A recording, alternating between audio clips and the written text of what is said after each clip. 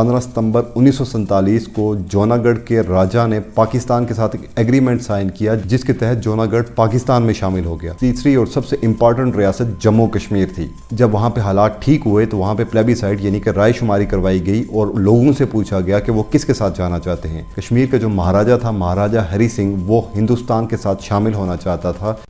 1947 में जब पाकिस्तान और हिंदुस्तान ने अंग्रेज़ों से आज़ादी हासिल की तो तब दोनों ममालिक में तकरीबन 40% से ज़्यादा रियासतें थी जो ना पाकिस्तान का हिस्सा थी ना हिंदुस्तान का हिस्सा थी। उस वक्त की अंग्रेज़ हुकूमत ने यह फैसला किया था कि इन रियासतों की मर्ज़ी है कि वो पाकिस्तान के साथ शामिल होना चाहती हैं या हिंदुस्तान के साथ शामिल होना चाहती हैं, जिसके नतीजे में ये फैसला किया गया कि जो मुस्लिम अक्सरियत वाली रियासतें वो पाकिस्तान के साथ जाएंगी, जो हिंदू अक्सरियत वाली रियासतें वो हिंदुस्तान के साथ शामिल होंगी। जो छोटी मोटी रियासतें थी वो फ़ौरन पाकिस्तान या हिंदुस्तान के साथ शामिल होगी। मसला सिर्फ 3 रियासतों के साथ आकर रुक गया। पहले नंबर पे जूनागढ़ थी, दूसरे नंबर पे हैदराबाद थी और तीसरे नंबर पे जम्मू कश्मीर थी। जूनागढ़ और हैदराबाद चूंकि हिंदू अक्सरियत वाले इलाके थे लेकिन वहाँ के जो राजा थे वो मुसलमान थे। इसी तरह कश्मीर में मुस्लिम अक्सरियत थी लेकिन वहाँ का जो राजा था वो सिख था। 15 सितंबर 1947 को जूनागढ़ के राजा ने पाकिस्तान के साथ एक एग्रीमेंट साइन किया जिसके तहत जूनागढ़ पाकिस्तान में शामिल हो गया। अब उसूलन तो जूनागढ़ पाकिस्तान का हिस्सा होना चाहिए था लेकिन वहाँ पे बगावत करवा दी गई और हालात को कशीदा कर दिया गया। जब वहाँ पे हालात ठीक हुए तो वहाँ पे प्लेबिसाइड यानी कि राय शुमारी करवाई गई और लोगों से पूछा गया कि वो किसके साथ जाना चाहते हैं। क्योंकि वहाँ पे हिंदू अक्सरियत थी इसलिए लोगों ने ज़्यादातर वोट हिंदुस्तान के हक में दिए और इस तरह वो रियासत हिंदुस्तान के साथ शामिल हो गई। जब जूनागढ़ के हालात ख़राब हुए तो वहाँ के राजा को जान बचाकर पाकिस्तान आना पड़ा। हैदराबाद के राजा ने जब ये सिचुएशन देखी तो उसने हिंदुस्तान के साथ एक एग्रीमेंट साइन किया कि 1 साल तक हम हिंदुस्तान के साथ शामिल होते हैं, उसके बाद हम फैसला करेंगे कि हमने किधर जाना है। लेकिन बाद में उसको परमानेंटली हिंदुस्तान के साथ शामिल कर लिया गया। कायद-ए-आज़म मोहम्मद अली जिन्ना बहुत पुरुमीद थे कि जिस तरह जूनागढ़ में राय शुमारी हुई है ऐसे ही राय शुमारी अगर कश्मीर में हो तो कश्मीर आसानी से पाकिस्तान का हिस्सा बन जाएगा। कश्मीर का जो महाराजा था, महाराजा हरी सिंह, वो हिंदुस्तान के साथ शामिल होना चाहता था।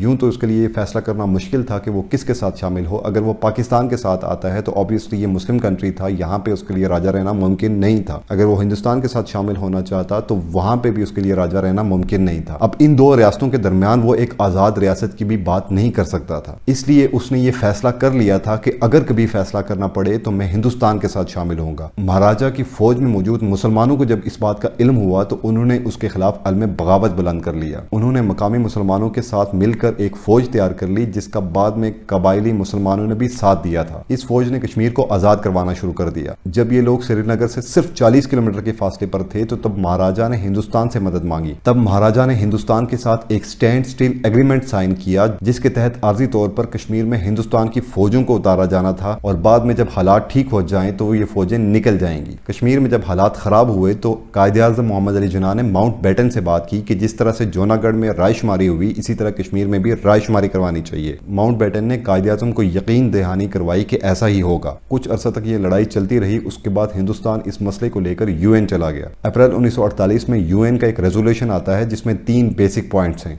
सबसे पहले नंबर पे ये था कि जो जहां पर जिस जगह भी है वहीं पे रुक जाए। दूसरा पॉइंट उसमें ये था कि पाकिस्तान और हिंदुस्तान दोनों अपनी फौजें वहां से विड्रॉ करवाएं और तीसरा पॉइंट ये था कि वहां से फौजें विड्रॉ करवाने के बाद प्लेबिसाइड यानी कि राय शुमारी करवाई जाए और कश्मीर के लोगों को ये फैसला का हक दिया जाए कि वो पाकिस्तान के साथ शामिल होना चाहते हैं या हिंदुस्तान के साथ या फिर वो एक आज़ाद मुमलिकत रखना चाहते हैं। तब से लेकर आज तक कश्मीर का मसला जहाँ पे था वहीं पे खड़ा है। अगर अंग्रेज़ चाहते तो इस मसले का हल निकल सकता था लेकिन उन्होंने इस मसले पर दोनों ममालिक को आपस में लड़ाई रखना बेहतर समझा। आज पाकिस्तान और हिंदुस्तान कश्मीर की वजह से टॉप 10 बेहतरीन दिफाई निज़ाम के मालिक हैं और दोनों ममालिक के पास जोहरी हथियार भी हैं। लेकिन बदकिस्मती की बात यह है कि वर्ल्ड हंगर इंडेक्स में पाकिस्तान का नंबर 88 है जबकि हिंदुस्तान का नंबर 94 है।